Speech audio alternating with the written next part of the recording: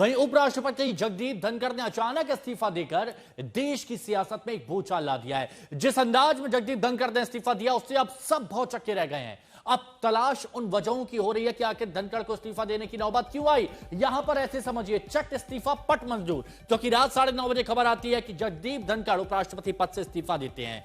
दोपहर 12 बजे इस्तीफा मंजूर किया जाता है राष्ट्रपति की तरफ से। उसके बाद दोपहर 1 बजे क्या होता है, नोटिफिकेशन जारी किया जाता है। यानी अब अगले उपराष्ट्रपति का जो चुनाव होगा उसकी तैयारियों को लेकर यह नोटिफिकेशन जारी किया जाता है और इसीलिए यह कहा जाता है कि चट इस्तीफा पट मंजूर।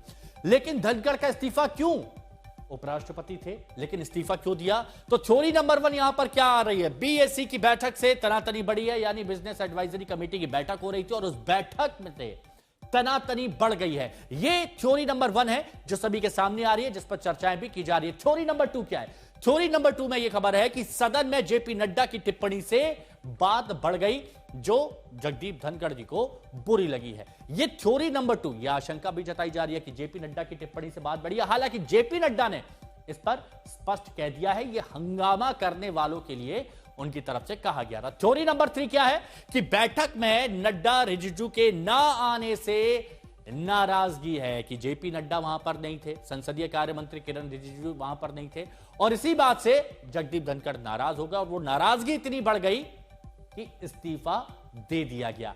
ये थ्योरी नंबर 3 है जिसको लेकर चर्चा की जा रही है। थ्योरी नंबर 1 आपको बताई, थ्योरी नंबर 2 आपको बताया और थ्योरी नंबर 3 आपको बताया। लेकिन इस पर अब बयान कैसे आ रहे हैं, प्रतिक्रिया क्या आ रही है, तो वो भी हम आपको बता देते हैं। कहने का मकसद ही नहीं है, क्योंकि ये उनकी इच्छा है और गवर्नमेंट की इच्छा है कि उनको स्वीकार करना नहीं करना, वो सब उनकी बात है, हमारा कोई इससे वास्ता नहीं। इसे संसदीय इतिहास का काला दिन मानता हूँ और मुझे ऐसा लगता है कि जो कुछ दिख रहा है या इस्तीफे के जो कारण है इसके अलावा भी कारण होंगे। वो योग्य थे, संसदीय ज्ञान के पुरोधा हैं, वो अच्छी तरीके से कानून को समझते हैं, लीडिंग एडवोकेट हैं, किसानों के और उनके खिलाफ आप ही लोग इम्पीचमेंट मोशन लाना चाह रहे थे, ये भी तो सच है। वो भी सच है।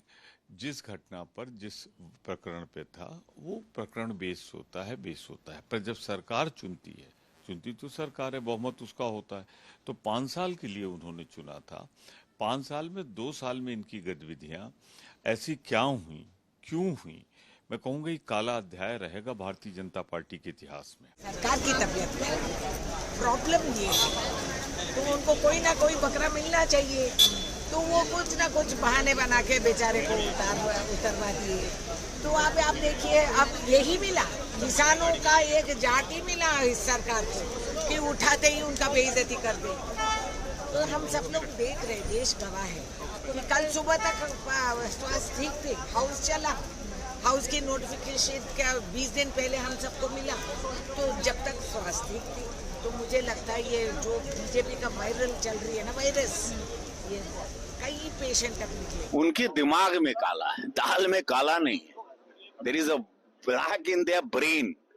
हर चीज पर आप राजनीति कर रहे हो यार। कोई इंसान, somebody is not well, वो भाई बात करते करते अब हम गिर जाएं, आप गिर जाएं, किसी को अगले पल का पता है। डॉक्टर ने बोला but take rest, he is taking rest यार, लेट हिम रेस्ट। उस पर भी राजनीति आप कर रहे हैं यार, हद है। उनको हम जानते हैं, ये पॉलिटिक्स का बाहर भी हम जानते हैं, उन्होंने सीनियर एडवोकेट था, हम भी रहते हैं का बहुत मैटर में हम लोग अपोजिशन में था दोनों, लेकिन उन्होंने तो कभी झूठा बात नहीं बोला, तो हम क्यों उनको बोलेंगे। जो बोलते हैं हम स्पेकुलेट कुछ नहीं करेंगे, हम ईश्वर का पास हम प्रेयर करेंगे जो उन्होंने अच्छा रही है। उन्होंने वाइस प्रेसिडेंट रहे कि नहीं रहे वो बड़ा बात नहीं है, बात है उनको भगवान अच्छा रखे। अगर उन्होंने बीमारी के कारणों से इस्तीफा दिया तो परमात्मा से ये प्रार्थना है कि वो शीघ्र स्वस्थ हो।